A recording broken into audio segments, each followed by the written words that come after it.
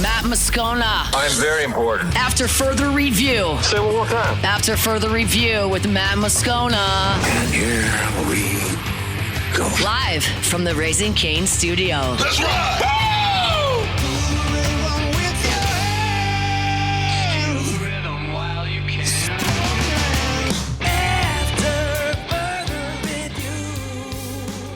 Hour 2, off we go. Welcome aboard. Glad you're with us. AFR powered by Sunshine, your hometown John Deere dealer in Louisiana. I'm Matt. Love you, Matt. Paul O'Neill. They're chanting Paul O'Neill's name. Malandra Villarreal. Almost did it. That was close. Almost did it. Mr. Toby Tomplay. All right, we're here. Glad you are as well. Get out there and make it a good one. Oklahoma crowned national champions of college baseball on Monday night. Todd Walker, SEC Network, LSU legend, College Baseball Hall of Famer. Good enough to hang for a couple minutes. T-Dub, how are you, man? Great, man. What's going on? Just wondering how Oklahoma got this done, man. From 11th in the SEC to the national championship. What did you see from the Sooners? They lost their last 4 series of the conference schedule.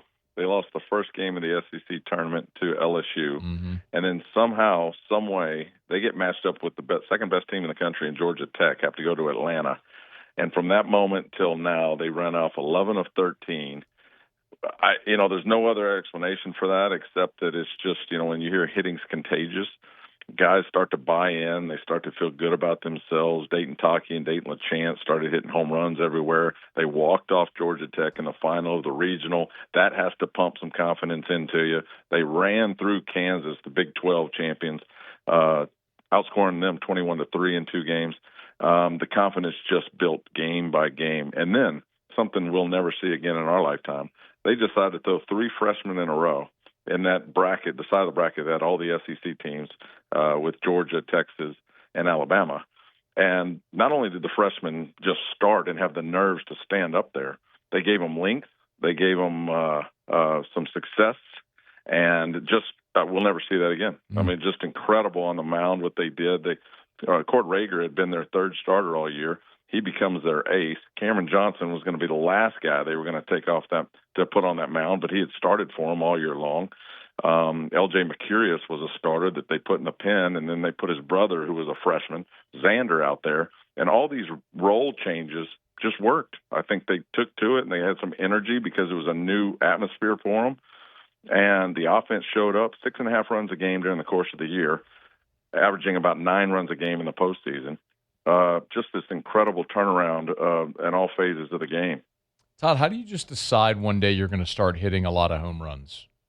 Yeah.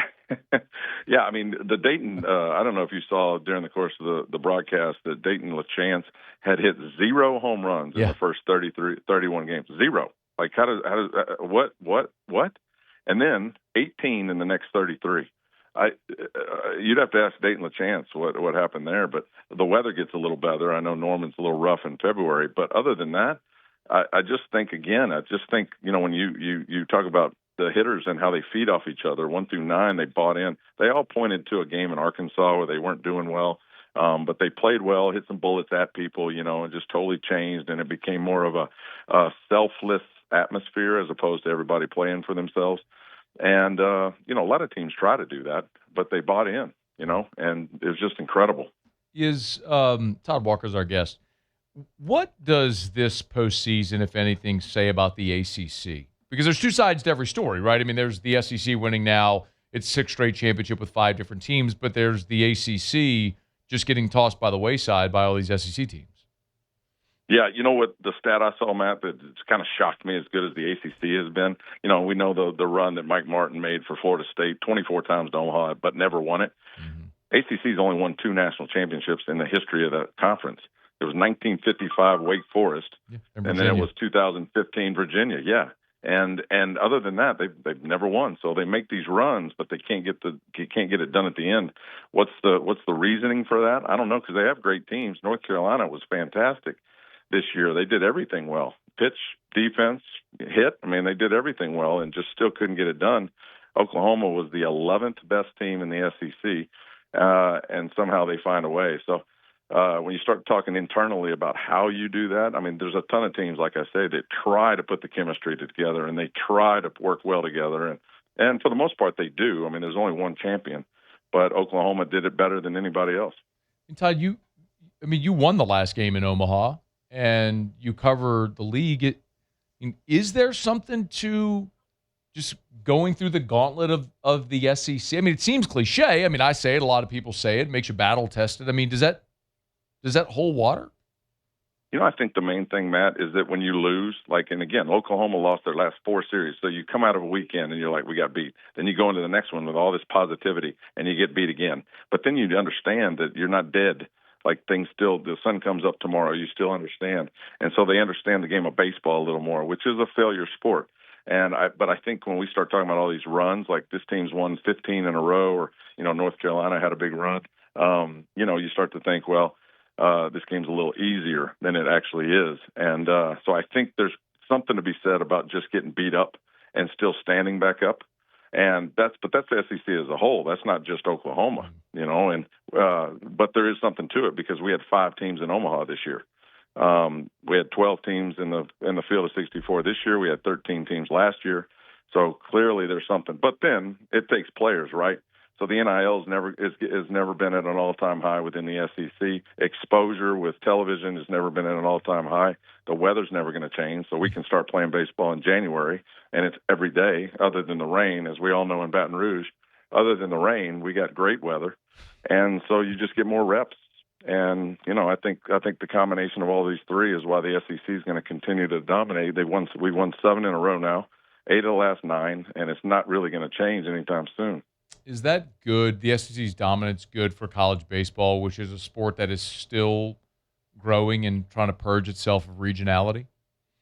Yeah, I don't think so, and I know the NCAA doesn't think so. Otherwise, Mississippi State wouldn't have played Georgia in the Super Regional, and then on the other side, you got Troy playing Little Rock, right? Yeah. If they wanted the SEC to dominate even more than they already do, then you wouldn't have those type of matchups in Super Regionals.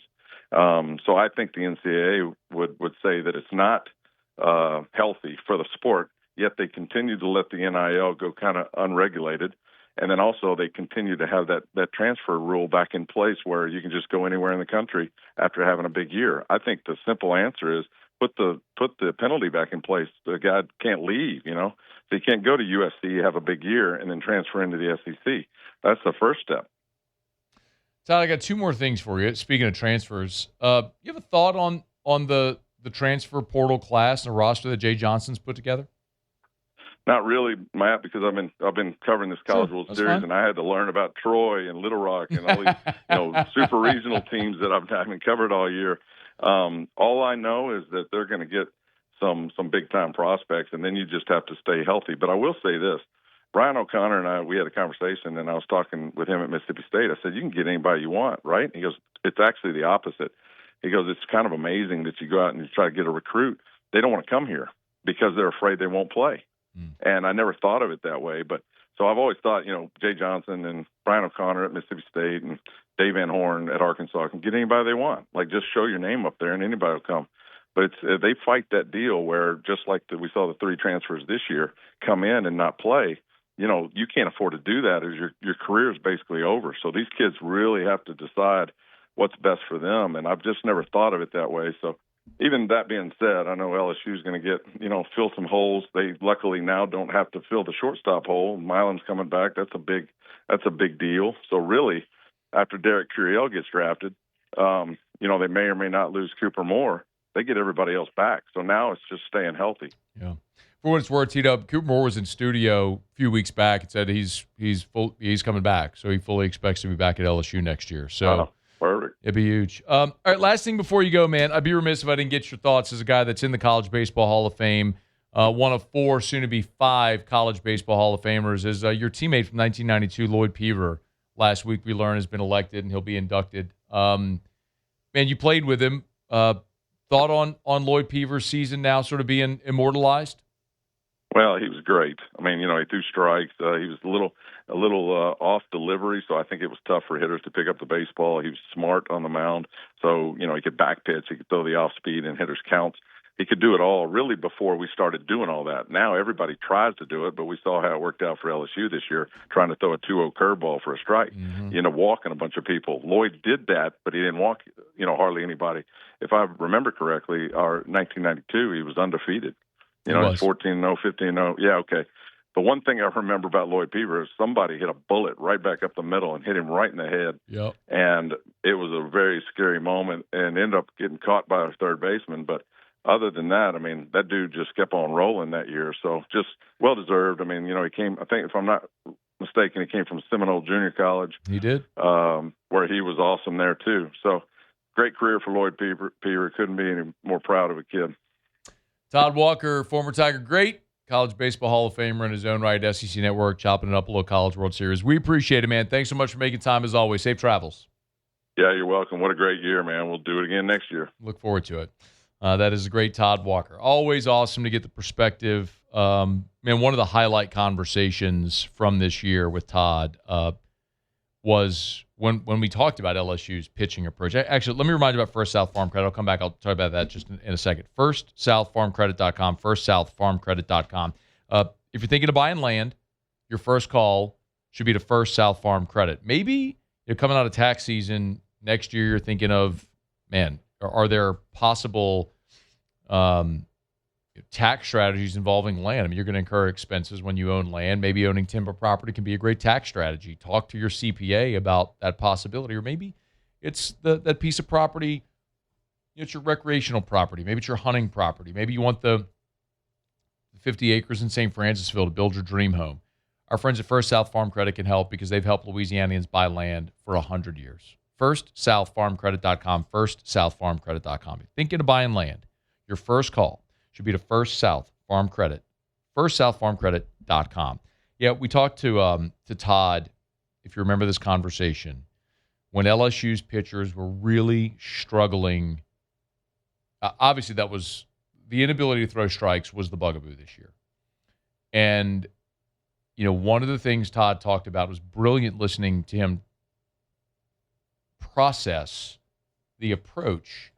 And he was talking about the importance of a 2-0 count and what pitch you throw and when to attack a hitter and when to throw off speed or when to throw away or when to come inside. And, it's one of those things where I think Todd's right. When you analyze this season for LSU, and I'll show you a contrast, with Oklahoma.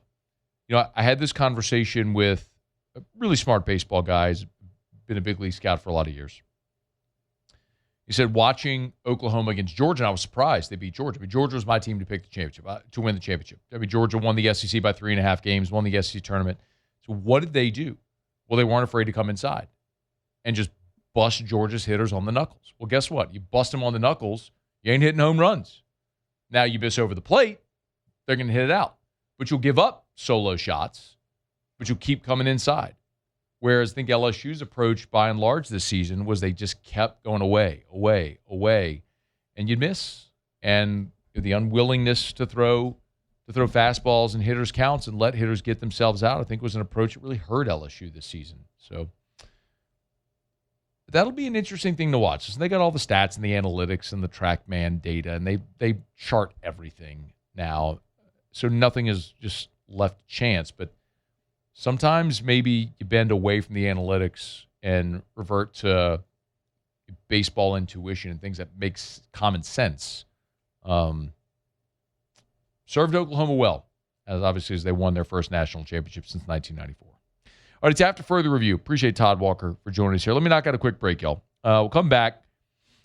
We actually got Todd McClure coming up in 15 minutes. He's going into the Louisiana Sports Hall of Fame this week, and excited to have Big Roo on the show. We'll do that coming up shortly. When we come back, though, man, there's this thing floating out there about Shedeur Sanders maybe being traded, and Des Bryant mentioned a Saints as a landing spot. And I got to react to that. We'll do it next. It's AFR.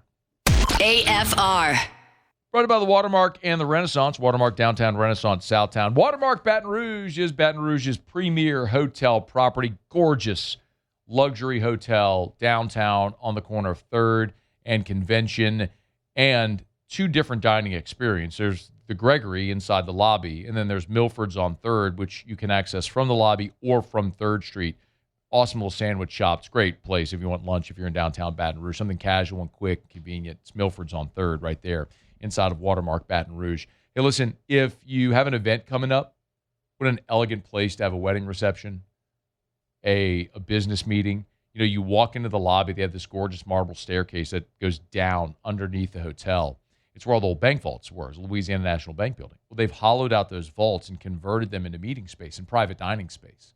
What a really awesome ambiance to go have a board meeting or a private dining experience. It's there downtown at Watermark, Baton Rouge. Man, our audience is awesome. I can't thank you all enough for the way that you support the people that support us. Got a message today from Brandon and my friends over at Proform Steel. They've been blown away. The number of requests and inquiries already coming in from the website at proformla.com, proformla.com. And so, Matt, the only place that we're promoting web leads is on your show. So thank you all. It's the most plain way to say it. If you need a metal building, from a big industrial metal building or a shed in your backyard and everything in between, you want Proform Steel. It's metal buildings built right from design to delivery. Remember, everything happens on site. They have their own engineers. They have their own architects. Everything's done there on site. They're not outsourcing or subcontracting any of the work. It's all done there in-house. And every single building, you buy a building from them, they will deliver it for free no matter the size, scale, scope. It's Proform Steel. Proformla.com. Proformla.com. After further review, powered by Sunshine, your hometown John Deere dealer in Louisiana.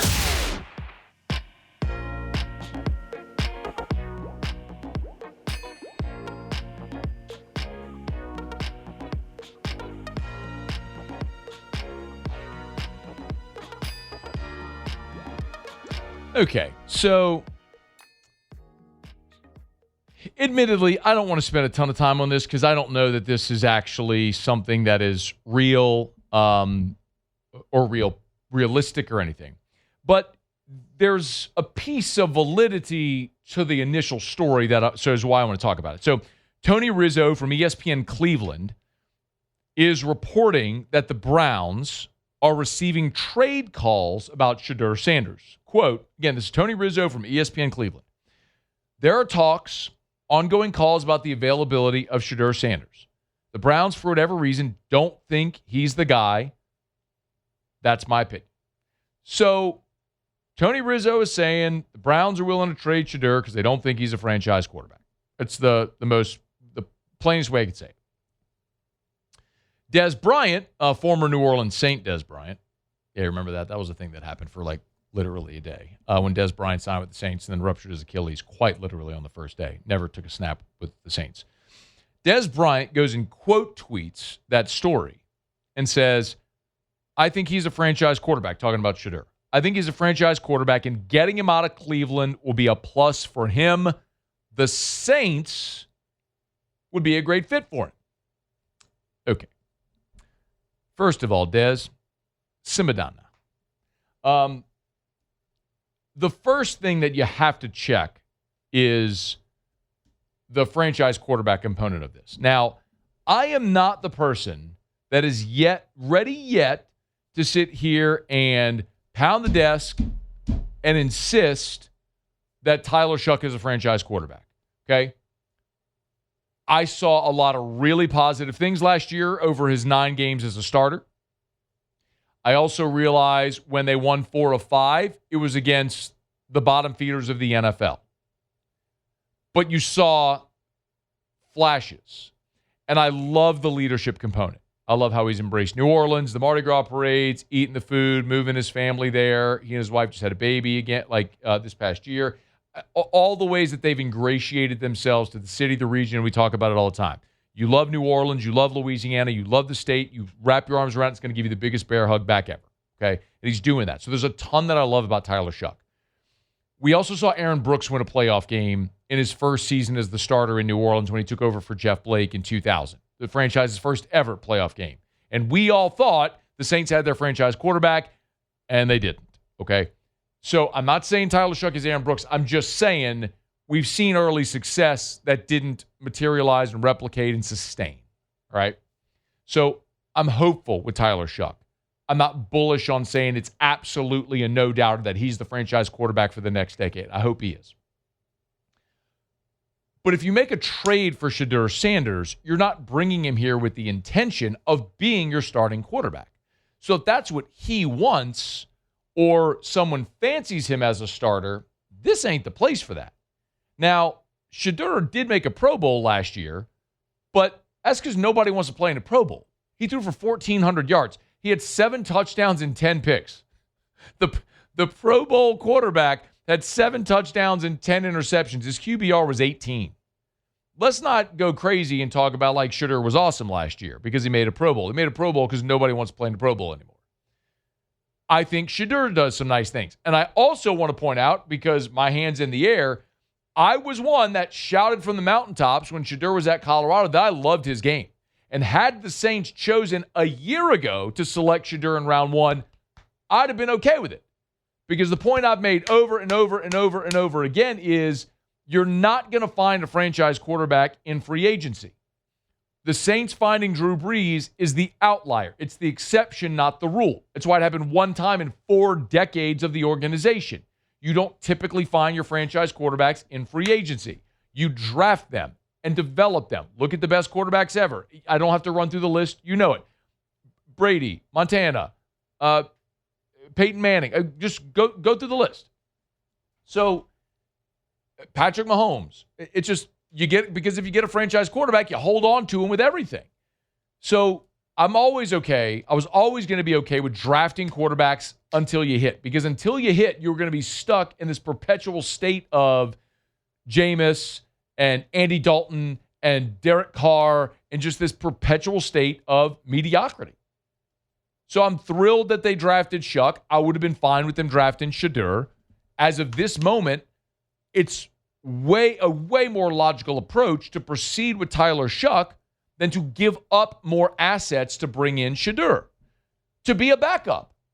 Because you have to ask yourself this question right now as you look at it with Spencer Rattler and Zach Wilson on the roster. Is Shedeur Sanders that dramatically better an option as a backup than Rattler or Zach Wilson? Now, Zach Wilson was the former number 2 overall pick. We know athletically, physically, he has a huge ceiling, which is why he was the number 2 overall pick. We've also seen him play in the NFL for a half decade, and he stinks. He's never going to be more than a clipboard holder, a backup. That's what he is, okay? Like, we know his ceiling. Got probably a higher floor, but a much lower ceiling than franchise quarterbacks. Spencer Rattler, I think, probably falls into that range as well. A guy that has a lot of physical ability, I think can hang around the NFL for a long time, but is probably never going to be a franchise quarterback. Where does Shedeur fall? I think that is still an unknown with Shedeur as of right now. Now, maybe I'm throwing dirt on Spencer Rattler too soon after a season and a half, but 2 years in the NFL, but obviously, the starting the end of his rookie year and then the first half of last year. Maybe that's not a big enough sample size. I tend to think, he could go the route of Baker Mayfield, who was discarded by Cleveland and then bounced from Carolina to L.A. and then found a landing spot at a great spot in Tampa. And, we've seen guys later in their career have success. Maybe that could be Rattler. I think with Shedeur, it's still the unknown right now. So if you're interested in bringing in Shedeur Sanders to be your backup, that's one thing. But is Shedeur Sanders as a backup quarterback a better option than Spencer Rattler or Zach Wilson at this point? I can't say that unequivocally. He potentially has a higher ceiling, but I'm not looking for a starting quarterback. So the bottom line is, I guess, to say I'm not interested. Thanks, Des Bryant. But maybe there's another spot that could work better. All right, it's After Further Review. We're glad you're hanging out with us here. Brought to you by Relief Windows, reliefwindows.com. Had an awesome conversation with my buddy Brandon Holly early today. And every time, Brandon was one that was at the Will Wade event at Supper Club last night. Great supporter, of course, of Tiger Athletics, has been for years. Relief Windows and reliefwindows.com. Windows, doors, siding, shutters, and shades. Relief Windows and reliefwindows.com. For all the things Brandon's done, marketing over the years, like taking a crowbar and hitting that, those Cat 5 impact-resistant windows, all things. He said the one thing that people say most about, hey, Brandon, y'all do shutters too? You've all seen the commercial where it says, oh, yeah, we do shutters too. It's the one thing that seemingly is stuck. But yes, they do shutters and now roller shades as well. But listen, it doesn't matter where you are. Mississippi, Alabama, Panhandle of Florida, east into Beaumont, all over the state of Louisiana, Relief Windows will come to you. Windows, doors, siding, shutters, and shades, and they'll treat you better than anybody. It's Relief Windows. ReliefWindows.com. ReliefWindows.com. All right, y'all, it is After Further Review. We are halfway home on this Tuesday edition of AFR, powered by Sunshine, your hometown John Deere dealer in Louisiana. I'm excited about this, man. Saturday, I'll be up in Natchitoches for the Louisiana Sports Hall of Fame induction ceremony. Going in this year is former LSU and Atlanta Falcons great, our buddy Todd McClure. When we come back, Todd's going to jump aboard with us here, talk a little bit about this great honor and his induction coming up this weekend in the Louisiana Sports Hall of Fame. Don't you move, it's AFR. AFR. If you are thinking about selling your home, you know what to do. Call Darren James and get your home sold. You can go to agent225.com, agent225.com, agent225.com is where you can find Darren James, the most user-friendly website in real estate. You know, when you call Darren James, you're going to have an unbelievable customer service experience, and you're going to get results. It's the thing that sets Darren James apart. The number one realtor in the state of Louisiana, that's not my opinion, that is a fact. Wall Street Journal's list the top 1% of realtors in America. Darren James last year was number 13 on that list. Think about what I just said. With the millions of realtors in the United States of America, that dude was number 13 as far as the number of transactions in the entire country. You need to get to a closing table fast. You need to sell your home for more money, and you want to have it not a stress-free but an enjoyable experience. You need Darren James. Agent225.com. Think real estate, think Darren James. After Further Review, powered by Sunshine, your hometown John Deere dealer in Louisiana.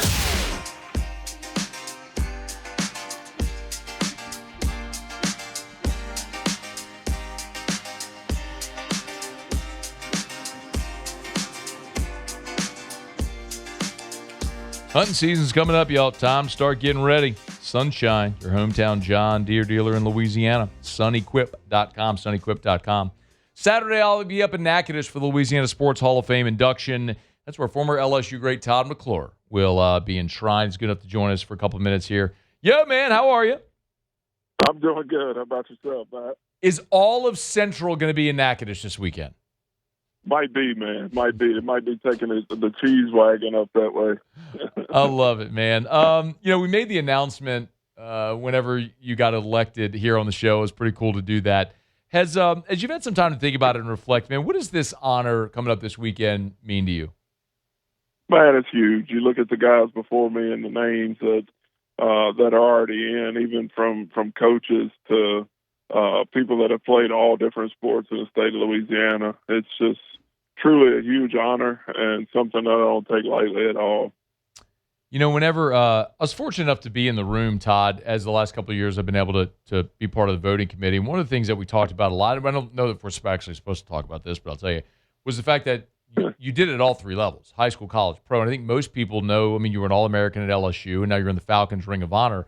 But, like, I guess I could say this. Robin Fambro, longtime prep writer, just spoke about the high school career you had at Central, and what, if it wasn't football, what other sport would you have played? You know, I wasn't a big fan of basketball in high school. Well, I'll tell you this: I love the games, but I hated basketball practice. I hated suicide. Yeah. Baseball was my first love. I absolutely loved baseball, and was going to try to do both at LSU. But after I had success in my freshman year of football, Coach Nardo convinced me just to make sure I'm there in spring ball so I could be the starter the following year also. So that ended it all there for me. Probably the right decision, I would assume. Yeah, it worked out pretty good. I think it worked out pretty well. But you ended up playing as a freshman. Yeah, there was an injury. You tell me if I'm wrong, but I think it was Marcus Carmouche who got injured, and then you were going to redshirt. What do you remember, Todd, about the transition from being a high school player to starting as a freshman in the SEC? You know, it was a jump that if you'd asked me at that time, I probably wouldn't have thought that I'd be able to make it that quick just because I didn't play a ton of center in high school. I was a tight end, defensive end, and you think about that jump to the SEC, the little things is like today, it wouldn't be possible, I don't think. So I came in like 5th on the depth chart and just stayed steady, man. I had some good guys ahead of me with Faneca and Bordelon and Sean Wells, Adam Perry. Those guys kind of taught me the ropes, and I didn't want to disappoint those guys, so I fell in line and started working like they did and just learned the playbook, and everything worked out. If I ask you, I'm curious, the first thing that pops in your mind, what game do you remember most from your 4 years as a Tiger? What do you say? No, without question, Florida. The Florida, when they were number 1 and we beat them in Tiger Stadium, there's nothing like it. I'd give anything to go back and feel that feeling in Tigerland after that big win, man. It was epic. Did you think the week of that game that y'all actually had a chance to win? Not really. Not really. I'm sure you hear from the coaches, if we do this, this, and this, we're going to have a chance to win. But you watch SportsCenter and you see the highlights and how good they were and the struggles we were having. But I think you look back at that game and the defensive adjustments we made, and then Doug Johnson threw for an unreal amount of numbers, but he also threw 5 picks in that game. So it was just, everything just happened right. Herb Tyler had a great game. Kevin Falk had a great game. And then that atmosphere in Tiger Stadium was absolutely electric. Yeah. It's one of those, man, you wish if you could hop into a DeLorean, crank that thing up to 88 and go back in time to experience again. I think that's one a lot of LSU fans would point is at the top of their list, what peak Tiger Stadium felt like in 1997. Todd McClure is with us going into the Louisiana Sports Hall of Fame this weekend. Hey, who's the best LSU player you ever played with? Oh, man. You're going to put me on a spot. Yup. Played with, just because of who he was, Kevin Falk, and I think what he changed for LSU football. I feel like he was a guy that just completely flipped the narrative of where the program was at the time and got it back on the national spotlight, along with his ability to run the football and the person he was. Kevin Falk. Then I'm leaving out a Hall of Famer, Alan Faneca, that was legendary.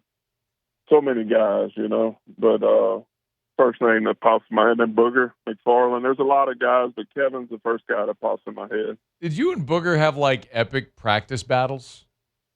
We did, and if you ask Booger, he whipped my butt all the time. At least that's what he'll tell you. Booger liked to talk from a young age. I noticed that when he was 17, 18 years old, and that still hadn't changed.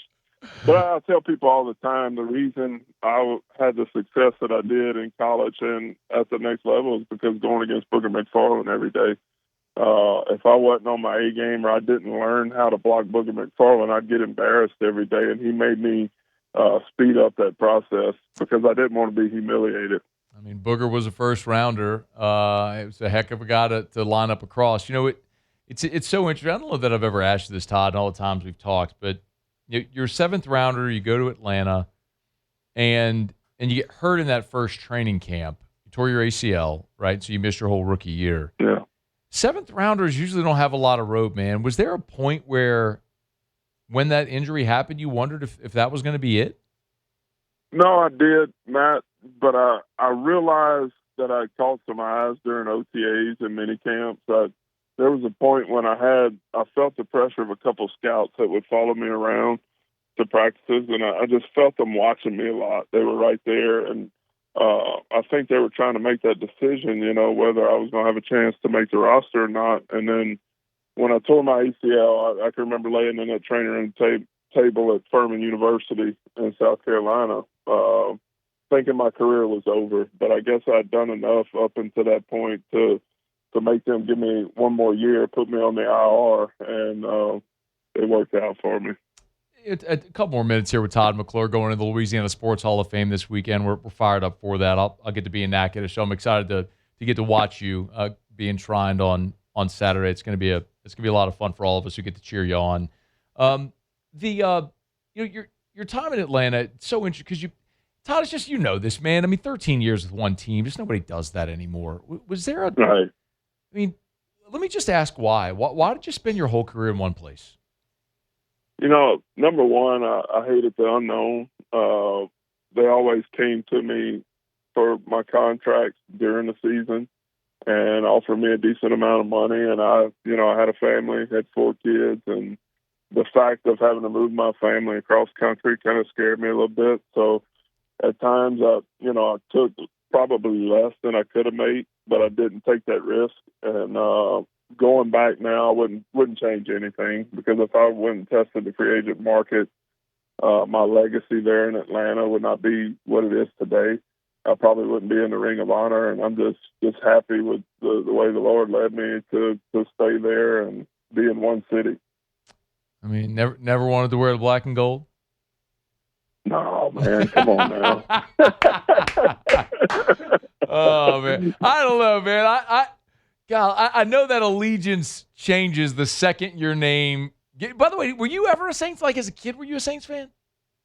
Really wasn't, man. I get asked that question all the time. My first pro game that I'd ever been to was coming out of my senior year at LSU. My dad wanted to take us. He wanted me to go see it in person before I got drafted. We went and watched the Buffalo Bills. Bruce Smith was playing for the Bills against the Saints, and that was the first game I ever been to. We were more LSU football fans. We watched the Saints when they were on, and I'm sure when I was a kid, we cheered for them, but not anymore, man. No, Can't do that anymore. No, I know that for sure. But it's so interesting. Like, so I was born in New Orleans. My whole family's Saints fan. I mean, we grew up in it forever. Had season tickets, the whole deal. And we moved to Baton Rouge when I was 7. And none of the kids at school cheered for the Saints. It was Cowboys. It was 49ers. It was like whoever was good at the time. And then, of course, they got good, and all of a sudden you started seeing Saints fly, which I'm pumped about now. But it's just not. It's not surprising that in the 80s you weren't a Saints fan cheering for an awful organization. Actually, they had good years at the end of the 80s there with Mora and Bobby Hebert and all that. Anyway, this isn't a Saints interview. It's an opportunity to talk about you. All right, man. Who's going to be there? Is the whole McClure clan coming? I don't know right now with baseball season. I know my immediate family, wife and kids will be there. Other than that, I'm not sure, man. It's we're going to see. I'm looking forward to it, and just excited about the whole thing. You talk about, Joe Horn's the guy that played with the Saints that I had the opportunity to play with in Atlanta, and going in with a guy that I know and a teammate, that's pretty neat too. I know he had a big impact in New Orleans, and he was big for us in Atlanta, so I'm excited about the whole weekend, and just everybody will be there. I'm excited to see what shoes you're going to be wearing. I know I told you that before. Maybe for you, I'll wear my black and golds for you, my Saints customs. Okay. I wouldn't expect anything else. Just for you. Hey, man, congrats again. We appreciate a couple of minutes. We're looking forward to seeing you on Saturday, man. Safe travels up there, all right? Same here. Thanks, Matt. Yep, we'll see you. That's Todd McClure. All-American at LSU, 2-time consensus All-SEC, 13 seasons in the NFL and the Atlanta Falcons Ring of Honor. And Saturday we'll be going into the Louisiana Sports Hall of Fame. One quick follow-up. Let me remind you about the Williamson Eye Center. I'll give you this quick follow-up.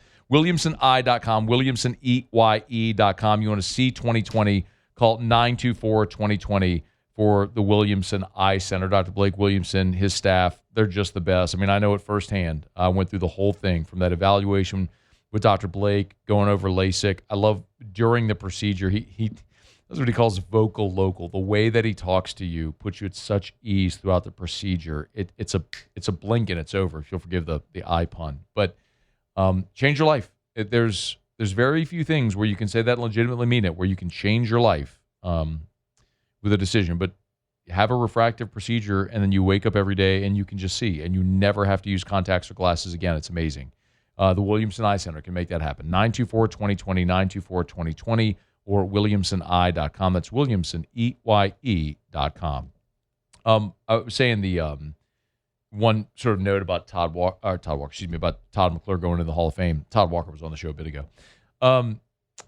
You're sitting in that room where for the vote. It really is an honor to get. I've gotten to do that the last 2 years, and it's so interesting because you get this list of candidates, and literally,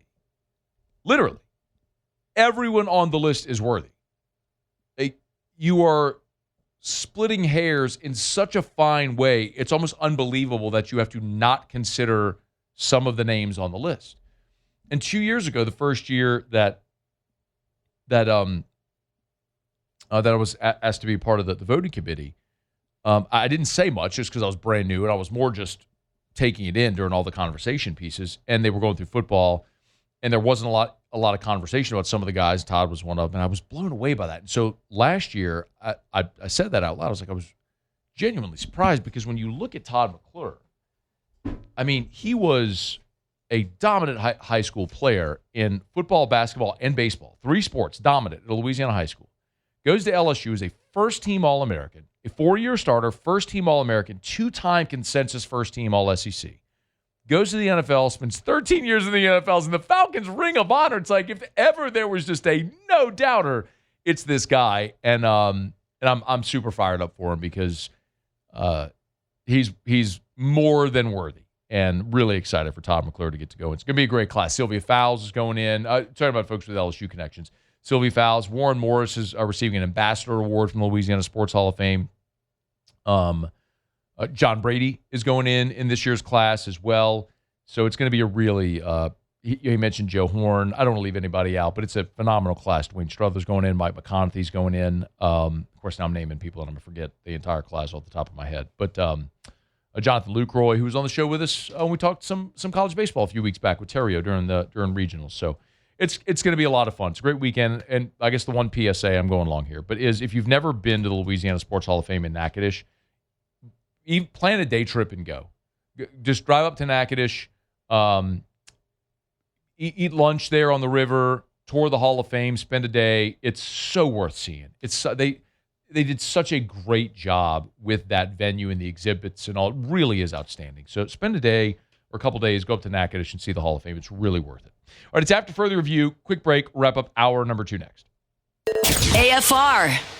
And I'm excited. I'm going to this event tonight over at Le Bears as soon as the show ends. I'm going to pop over. It's for the Epicurean Society, and it's a fundraiser honoring our late friend Ruffin Rodrigue, but I'll be at a table with Tressie Linedecker from over at Rev. And not only are they great friends, but great supporters of our show. And listen, we've had this sort of symbiotic relationship with Rev, where here at Guarantee, we are Rev customers. And at Parrish, I tell you all, Parrish Construction Roofing, our office, we are Rev customers. As a matter of fact, Rev did a Rev commercial at the Parrish office. There it is right there if you're watching.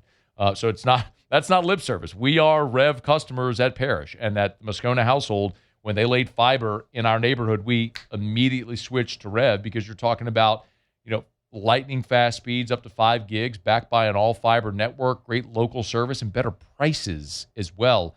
Man, for your home or your business, if you haven't shopped around yet for your internet service provider, if you're not sure about Rev, you need to do it. RevFiber.com. After Further Review, powered by Sunshine, your hometown John Deere dealer in Louisiana.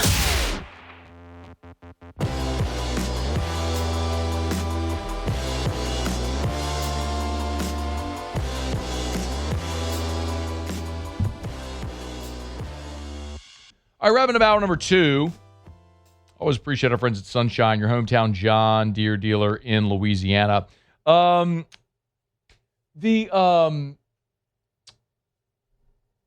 quick, I know a lot of people have asked. We're having issues.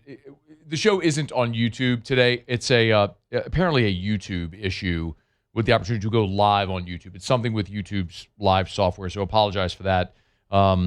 If we can get that fixed, we will. But you can always find us, of course, on 104.5 ESPN Baton Rouge, of course, Lafayette, Lake Charles, Alexandria. We're on WBTR television in Baton Rouge. And then you can always get the show on podcast afterwards as well. So if you missed anything, you can grab it then. We appreciate the patience today. I cannot believe I forgot this yesterday. But I had teased this Brendan Sorsby story a day ago and totally forgot to get to it. And I hate to tease something and then not do it. There has been an advancement today about Sorsby as the NFL will not hold the supplemental draft. I do intend to talk about that next hour, but the story from a day ago, if you missed it, was that from a Big 12 Texas Tech perspective, it's not done because the Big 12, remember, filed suit against Texas Tech and Sorsby. Well, even after Sorsby said, all right, you win. Not going to play. We'll drop it. I'll go to the NFL. The Big 12 has still not withdrawn its lawsuit against Sorsby and Texas Tech. So as to say, there may still be legal action against Texas Tech from the conference. Did they knowingly bring in Sorsby with the gambling issue? Like, did Texas Tech know there was a gambling problem? Could they have brought harm or irreparable harm, whatever, to the league? There are things that still are out there potentially with NCAA punishments, if that could happen. That's why they're keeping the legal processes open. But the possibility of the Big 12 punishing Texas Tech or seeking some type of damages against Sorsby, that door is not closed because they have yet to rescind or withdraw the lawsuit. So another component of that worth keeping an eye on. Now, we are going to talk about here in about 20 minutes, the NFL choosing not to hold a supplemental draft for Sorsby. Like that is the NFL's prerogative if they want to hold a supplemental draft, and the NFL has chosen not to do that. So Brendan Sorsby's path to the NFL will be signing a free agent deal and getting a tryout with some team. But again, we'll get to all that coming up here in about 20 minutes. Quick break. When we come back, Whit Weeks sat down with Tyrann Mathieu. You hear the highlights next on AFR. AFR. I'm pretty sure I said Matthews. That was a slip of the tongue. It was Tyrann Mathieu, as we all know, the Honey Badger. We're brought to you by Parish Restoration, parishrestoration.com, parishrestoration.com. Kill mold, remove odor, other harmful pathogens. Hey, listen, it is rainy season right now. It is wet outside. If you got water, have mold, think you might, Parish Restoration can help.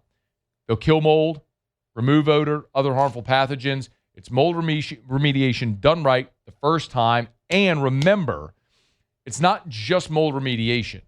Let's say you have odor from pets, smoke, sweat, like if it's a gym, a workout facility, and people in there sweating all the time, it stinks. Well, they come in, they'll spray. It'll kill all the bacteria that causes that odor. Maybe you need remediation done after a water event or a fire event. They can help you at Parish Restoration. ParishRestoration.com. ParishRestoration.com.